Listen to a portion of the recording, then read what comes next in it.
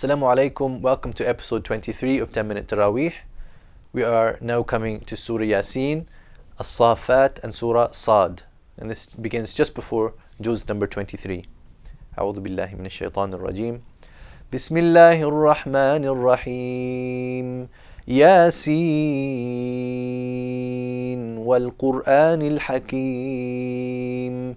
إنك لمن المرسلين على صراط مستقيم تنزيل العزيز الرحيم. And this surah includes in it the story of a town who rejected their messengers. This is near the beginning of the surah in verse number 13. واضرب لهم مثلا أصحاب القرية إذ جاءها المرسلون إذ أرسلنا إليهم اثنين فكذبوهما فعززنا بثالث فقالوا إنا إليكم مرسلون. So these messengers were rejected, so Allah sent them a third messenger, yet he too, along with others, was rejected. And then we find the role of a mysterious stranger who came from the other side of the town. This person who came with all sincerity for his people, asking them to follow those messengers. In verse 20, وَجَاءَ مِنْ أَقْصَى الْمَدِينَةِ رَجُلٌ يَسْعَى قَالَ يَا قَوْمِ اتَّبِعُوا الْمُرْسَلِينَ. But they also rejected his sincere advice, his sincere invitation to them, and from the context of the verses we understand that they killed him, and then he was made to enter Jannah, and even from there he showed his concern and love for the people by saying قِيلَ ادْخُلِ الْجَنَّةِ قَالَ يَا لَيْتَ قَوْمِي يَعْلَمُونَ بِمَا غَفَرَ لِي رَبِّي وَجَعَلَنِي مِنَ الْمُكْرَمِينَ. If only my people knew how my Lord has now forgiven me and has made me among the honored ones. This surah contains a number of indications of the signs within creation, those signs which are supposed to lead sound minds and hearts to belief in Allah, a belief in His oneness and gratitude to Him. And we see this from verse 33. وَآيَةٌ لَهُمُ الْأَرْضُ الْمَيْتَةُ أَحْيَيْنَاهَا وَأَخْرَجْنَا مِنْهَا حَبًّا فَمِنْهُ يَأْكُلُونَ وَجَعَلْنَا فِيهَا جَنَّاتٍ مِّن نَخِيلٍ وَأَعْنَابٍ وَفَجَّرْنَا فِيهَا مِنَ الْعُيُونِ. So these verses continue to mention a number of Allah's signs. And then there is an account of the Day of Judgment and how people will be split into those two camps, those who will be successful, those who would be in failure and misery. And this includes in it a beautiful description of paradise and the enjoyment of its people. In verse 55, إِنَّ أَصْحَابَ الْجَنَّةِ الْيَوْمَ فِي شُغُلٍ فَاكِهُونَ هم وأزواجهم في ظلال على الأرائك متكئون لهم فيها فاكهة ولهم ما يدعون سلام قولا من رب رحيم. This ends by saying peace, a word from a merciful Lord. How beautiful to hear the word of peace in the abode of peace.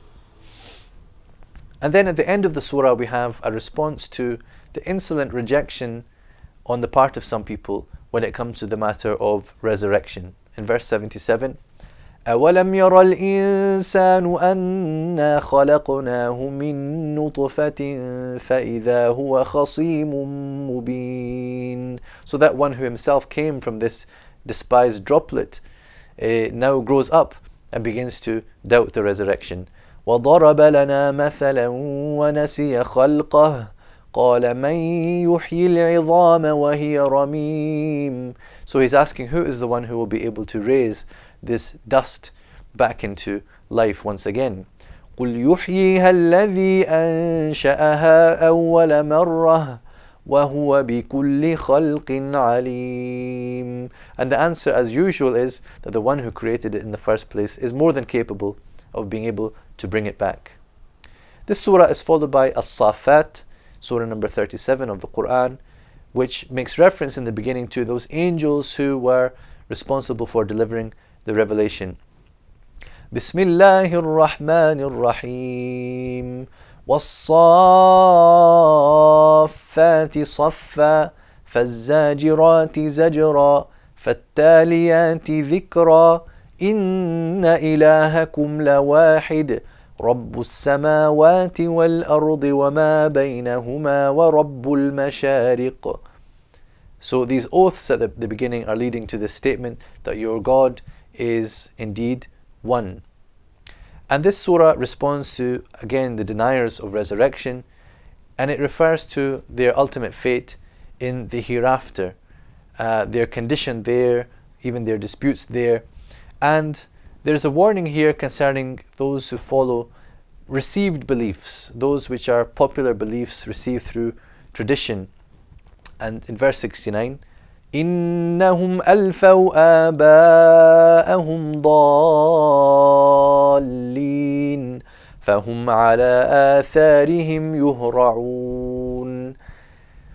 Then there is the account of Prophet Nuh alayhi salam, Prophet Noah, and then this is followed by a story regarding Ibrahim alayhi salam and his son Ismail and their readiness to submit to Allah when Ibrahim was instructed to sacrifice his only son, his beloved son, once he reached the age of maturity. This is verse 102.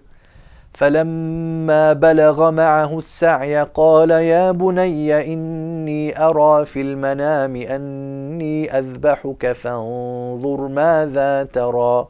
So he's asking his son, what do you think concerning this dream that I have seen, in which I have been instructed by God to sacrifice you? قَالَ يَا أَبَتِ افْعَلْ مَا تُؤْمَرُ ستجدني إن شاء الله من الصابرين. That do as you are commanded, for you will find me among the patient. And that is why the next verse says, فَلَمَّا أَسْلَمَا, when they too both had submitted to Allah. Then this was revealed as being only a test, and Ibrahim was spared from having to sacrifice his only son. Then there is account of a number of the prophets, including Musa and Harun, and also Prophet Ilyas, who is mentioned not so much in the surahs of the Quran, and the Prophet Lut alayhi salam, and Prophet Yunus. And the message at the end of the surah in verse 171 is a message that victory is for those who call to and stand for the oneness of God, those who follow the path of the messengers. وَلَقَدْ سَبَقَتْ كَلِمَتُنَا لِعِبَادِنَا الْمُرْسَلِينَ إِنَّهُمْ لَهُمُ الْمَنْصُورُونَ وَإِنَّ جُنْدَنَا لَهُمُ الْغَالِبُونَ. And so right at the end of the surah, there is peace declared upon all of these prophets and messengers. سبحان ربك رب العزة عما يصفون وسلام على المرسلين والحمد لله رب العالمين. And Surah Saffat is followed by the surah known as Saad, and it begins with this particular letter. بسم الله الرحمن الرحيم صاد والقرآن ذي الذكر بل الذين كفروا في عزة وشقاق. So those who disbelieve are in all sorts of disunity and splitting regarding their various opinions about how to reject and turn away from this revelation. But the people of truth are told to be patient, and first and foremost it is the Messenger ﷺ who is patient in the face of all this disputation, and he is to take examples from those who have come before him. In verse 17, اصبر على ما يقولون واذكر عبدنا داود ذا الأيد إنه أواب. So those mentioned are Dawood and then Sulaiman, peace be upon them, even though they were known to be in a state of ease as king prophets or prophet kings, but at the same time there were various difficulties that they faced too in the path of their message, and so that should not be overlooked. And the role of life is as a test. This life is not made to be for nothing. It is not futile. It is saying that as a kind of smear against the creator of this life. Verse 28. أم نجعل الذين آمنوا وعملوا الصالحات كالمفسدين في الأرض أم نجعل المتقين كالفجار كتاب أنزلناه إليك مبارك ليدبروا آياته وليتذكر أولو الألباب. So never will the righteous people be made to be like the wicked in the hereafter, but rather the differentiation will be made. And what is that which would differentiate us? It is our attitude to this book which He has sent down, full of blessings. Why? In order that we may ponder upon its signs and may take heed, using our intellects, using the faculties which God has given to us to find the truth. The surah contains a number of other prophets mentioned, such as Ayub alayhi salam. It contains the description of paradise as well as that of hell. It describes the refusal of Iblis to prostrate before our father Adam alayhi salam. And then it ends with a note regarding da'wah to the path of God, that the one who is inviting to the path of God does not do so seeking any kind of reward, and ultimately the fate of everyone is in the hands of God. قُلْ مَا أَسْأَلُكُمْ عَلَيْهِ مِنْ أَجْرٍ وَمَا أَنَا مِنَ الْمُتَكَلِّفِينَ إِنْ هُوَ إِلَّا ذِكْرٌ لِلْعَالَمِينَ وَلَتَعْلَمُنَّ نَبَأَهُ بَعْدَ حِينٍ وصلى الله وسلم على سيدنا محمد وآخر دعوانا أن الحمد لله رب العالمين.